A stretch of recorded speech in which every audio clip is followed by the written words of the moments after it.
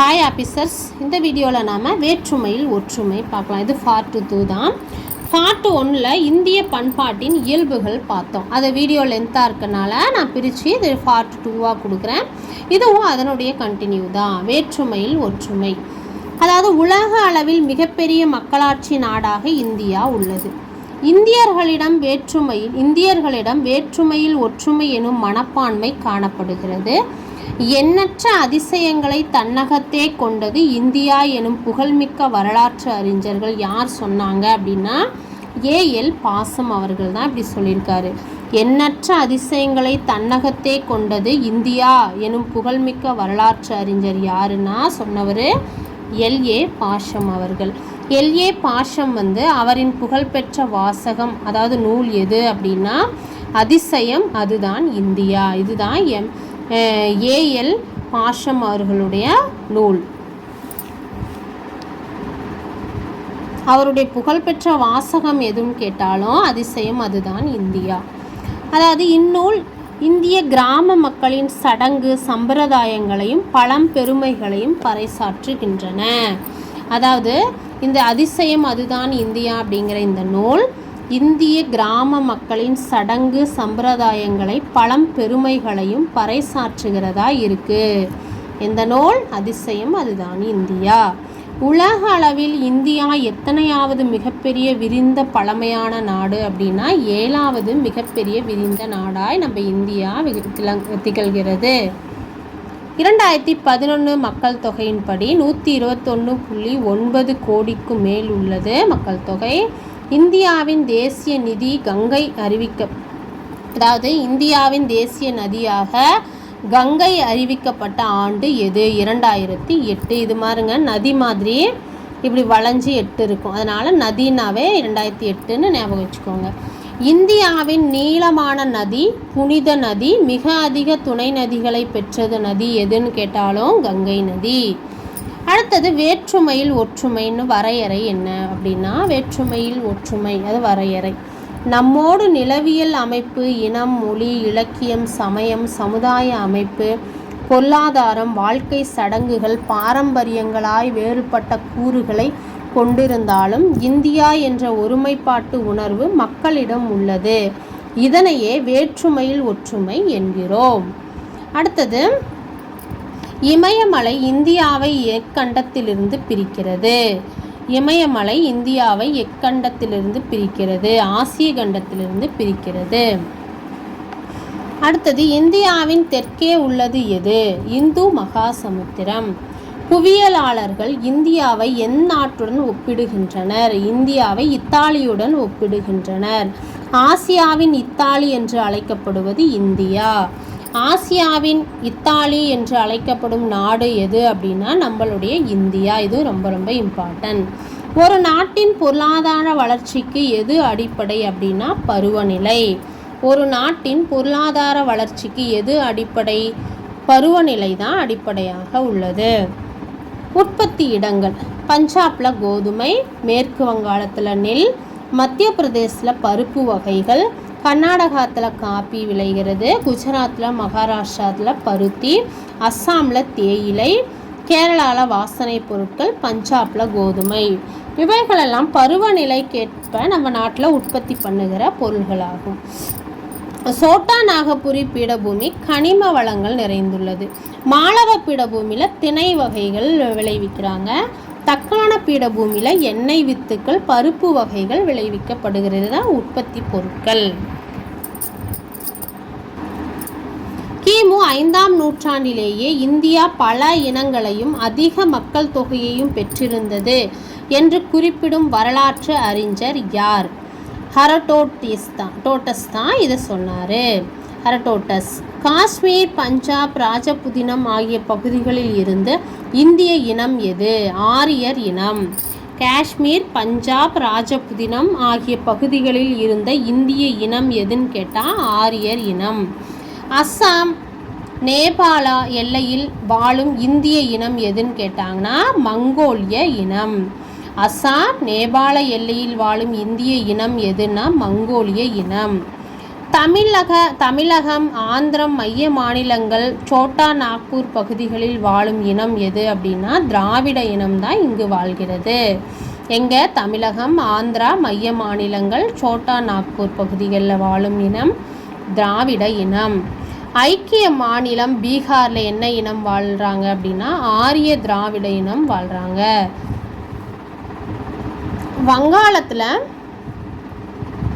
வங்காளம் ஒட்டர தேசம், அதாவது ஒடிஷா, வங்காளம் ஒடிசா பகுதிகளில் வாழ்பவங்க அவங்களும் திராவிட இனம், மங்கோல் திராவிட இனம். வங்காளம் ஒடிசா பகுதிகளில் வாழும் இனம் மங்கோல் திராவிட இனம். மகாராஷ்டிரா பகுதியில் வாழும் மக்கள் சிந்திய வடமேற்கு. மகாராஷ்டிரா பகுதிகளில் வாழும் மக்கள் சிந்திய வடமேற்கு. எல்லைப்புறத்தில் வாழும் துருக்கியர்கள் யாருன்னா ராணிய இனம். அதாவது மராட்டிய பகுதியில் வாழும் மக்கள், வடமேற்கு எல்லைப்புறத்தில் வாழும் துருக்கிய மக்கள் யார் அப்படின்னா ராணிய இனம்தான். துருக்கிய ராணிய இனம் அங்கே வாழ்கிறாங்க. அடுத்தது இனம், மொழி. இந்த சிலபஸ்லேயே பார்த்திங்கன்னா இந்திய பண்பாட்டின் இயல்புகள், வேற்றுமையில் ஒற்றுமை, இனம், மொழி, வழக்காறு அப்படிங்கிற டாபிக் தான் இப்போ நம்ம பார்த்துட்ருக்குறோம் இல்லையா. அதில் பார்த்திங்கன்னா இந்த இந்தியா மதசார்பற்ற நாடு, இந்த 4 டாபிக் கீழேயும் இதில் இந்த லெசனில் இம்பார்ட்டண்ட்டாக இருக்கும். அது எல்லாமே தான் பாயிண்ட்டாக இருக்குது. ஸ்கிப் பண்ணாமல் பார்த்து நோட்ஸ் எடுத்துக்கோங்க. இது 12th புக்கு தான். அப்புறம் பார்க்கலாமா? அரேபியர், துருக்கியர், மங்கோலியர், முகலாயர் இந்தியாவில் ஆட்சி செய்த காலம் எந்த காலம் அப்படின்னா இடைக்கால இந்தியா. இடைக்காலத்தில் ஆட்சி செய்தாங்க. நவீன காலத்தில் யார் ஆட்சி செய்தாங்க? போர்ச்சுகீசியர், டச்சுக்காரர், ஆங்கிலேயர்கள், பிரெஞ்சுக்காரர் இந்தியாவில் நவீன காலத்தில் தான் இவங்கெல்லாம் குடியேறினாங்க. இந்தியாவை பல இனங்களின் அருங்காட்சியகம் என்று குறிப்பிட்டவர் யார்? Winston Arthur Smith. இந்தியாவை பல இனங்களின் அருங்காட்சியகம் என்று குறிப்பிட்டவர் யார்? Winston Arthur Smith. தோடர்கள், இருளர்கள், குறும்பர்கள் போன்ற பழங்குடி மக்கள் காணப்படும் மாநிலம் எது? தமிழ்நாடு. தோடர்கள், இருளர்கள், குறும்பர்கள் போன்ற பழங்குடி மக்கள் காணப்படும் மாநிலம் Tamil Nadu. Language is the vehicle of communication என்று கூறியவர் யார்? மொழிதான் வெஹிக்கிள் ஆஃப் கம்யூனிகேஷன் கூறியவர் ஹபெர்க்ரோம்பி. 2011 இந்தியாவில் பேசப்படும் மொழிகள் எத்தனை? 2011 கணக்கின்படி இந்தியாவில் பேசப்படும் மொழிகள் எத்தனைனா 780 மொழிகள். 1961 இந்தியாவில் எத்தனை மொழிகள் பேசப்பட்டு கொண்டு இருந்தது அப்படின்னா 1650 மொழிகள் பேசப்பட்டு கொண்டு இருந்துச்சு. ஆனால் 2011 கணக்கெடுப்பின்படி 780 மொழிகள் தான் பேசப்பட்டுச்சு. இதை தெரிவித்தது PLSI தான் தெரிவித்தாங்க. 10 ஆண்டுகளுக்கு ஒரு முறை 10 மொழிகள் குறைந்து கொண்டே வருகிறதுன்னு சொல்கிறாங்க. இந்தியாவில் 1 லட்சத்திற்கும் அதிகமானோர் பேசும் மொழிகள் எத்தனை? 33. இந்தியாவில் 1 லட்சத்திற்கும் அதிகமானோர் பேசும் மொழிகள் எத்தனை அப்படின்னா 33 மொழிகள். வட இந்திய மொழிகளின் தாயாக விளங்கிய மொழி எதுனா சமஸ்கிருதம். வட இந்திய மொழிகளின் தாயாக விளங்கிய மொழி எது? சமஸ்கிருதம். சமஸ்கிருதம் வடமொழிகளை எழுத பயன்பட்ட எழுத்து வடிவம் என்ன? தேவநாகரி. அதாவது நாகரி. சமஸ்கிருதம் வடமொழிகளை எழுத பயன்பட்ட எழுத்து வடிவம் என்னன்னா தேவநாகரி எழுத்து வடிவம் தான். வடகிழக்கு இந்தியாவின் அதிகம் பேசப்படும் மொழி எது? அஸ்ஸாமி. வடகிழக்கு இந்தியாவில் அதிகம் பேசப்படும் மொழி எதுன்னா அஸ்ஸாமி. இந்திய அரசால் அதிகாரப்பூர்வமாக அங்கீகரிக்கப்பட்ட மொழிகள் எத்தனை? 22. இந்திய அரசால் அதிகாரப்பூர்வமாக அங்கீகரிக்கப்பட்ட மொழிகள் எத்தனைனா 22. மொழி என்பது இணைப்பு கருவி. இந்த கொஸ்டின் கூட கேட்டிருக்காங்க. மொழி என்பது என்ன அப்படின்னு கேட்டாங்கன்னா இணைப்பு கருவி. இந்திய அரசியலமைப்பின் அட்டவணைப்படுத்தியுள்ள 22 மொழிகளில் மிகவும் பழமையான மொழி எது அப்படின்னா தமிழ் தான். 20வது இடம் அட்டவணையில் உள்ளது. இந்திய அரசியலமைப்பில் அட்டவணை பகுதியில் உள்ள 22 மொழிகளில் மிகவும் பழமையான மொழி எது? தமிழ். பிரெஞ்சு மொழி பாண்டிச்சேரியிலும் போர்ச்சுகீசிய மொழி கோவாவிலும் பேசப்படுகிறது. பிரெஞ்சு மொழி பாண்டிச்சேரியிலும் போர்ச்சுகீசிய மொழி கோவாவில் பேசப்படுகிறது.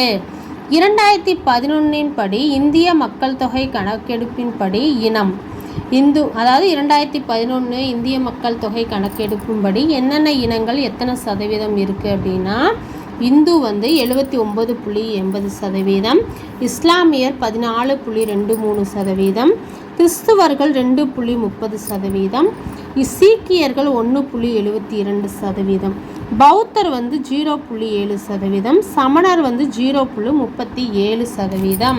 இது ரொம்ப இம்பார்ட்டன்ட். பொறுத்துக்க டைப்பில் கூட கேட்கலாம். இது நல்லா நோட் பண்ணி வச்சுக்கோங்க.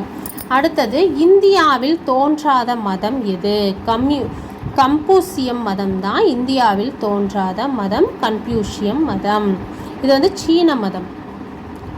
வடகிழக்கு, அதாவது அருணாச்சல பிரதேசம், மிசோரம், மேகாலயா போன்ற வடகிழக்கு மாநிலங்களில் வாழ்பவர் எந்த மதம்? கிறிஸ்துவர்கள். அதாவது அருணாச்சல பிரதேசம், மிசோரம், மேகாலயா போன்ற வடகிழக்கு மாநிலங்களில் வாழ்பவர்கள் எந்த மதம்னு கேட்டாங்கன்னா கிறிஸ்துவ மதம்.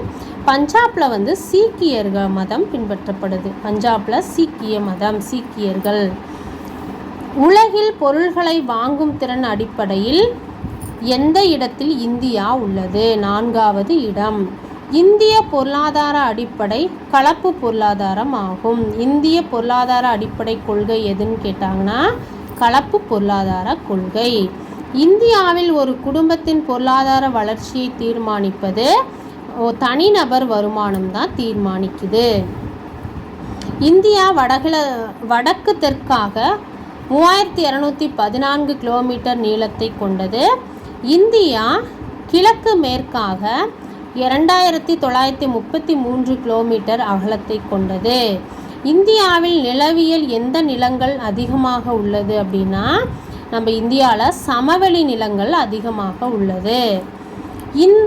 சிந்து நதி பாயும் பகுதி என்பதால் இந்தியா துணைக்கண்டத்தை சிந்து என்று முதலில் அழைத்தவர் யார் அப்படின்னா கிரேக்கத்தினர்.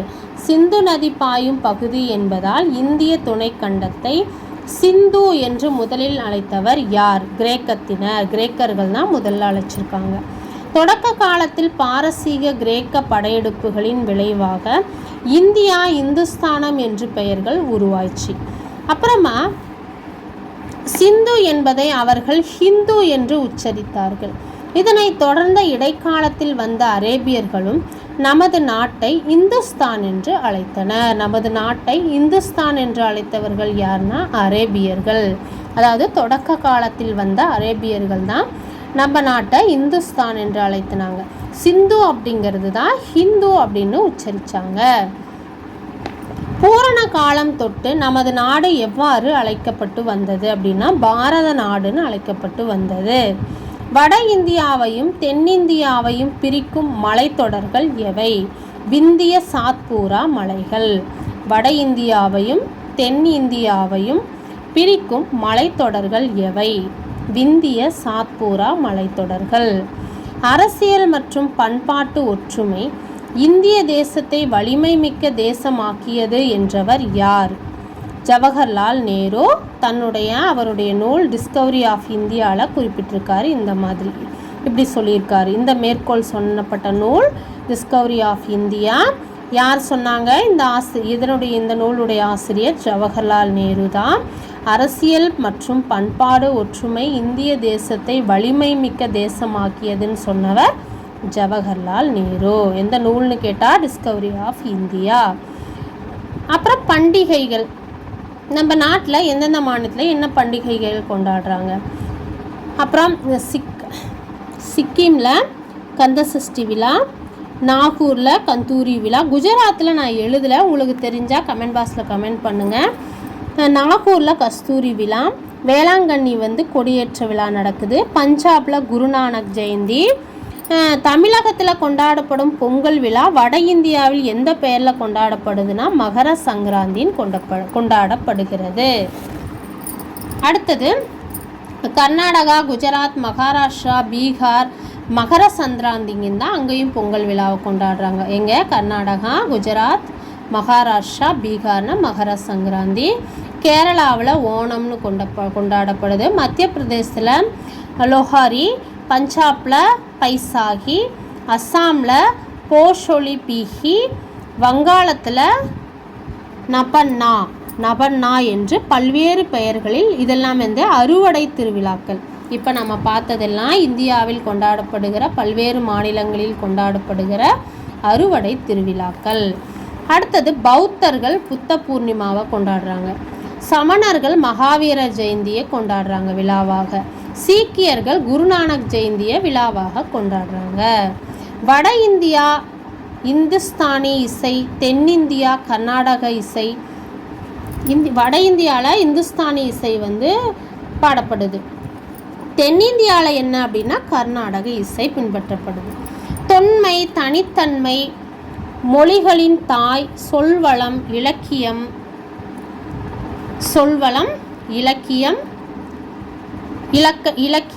இலக்கண வளம், சிந்தனை வளம், கலை வளம், பண்பாட்டு வளம், இவற்றுடன் பண்பாட்டு மொழியாக விளங்கும் தன்மையை பெற்ற மொழி எதுன்னு கேட்டால் செவ்வியல் மொழி.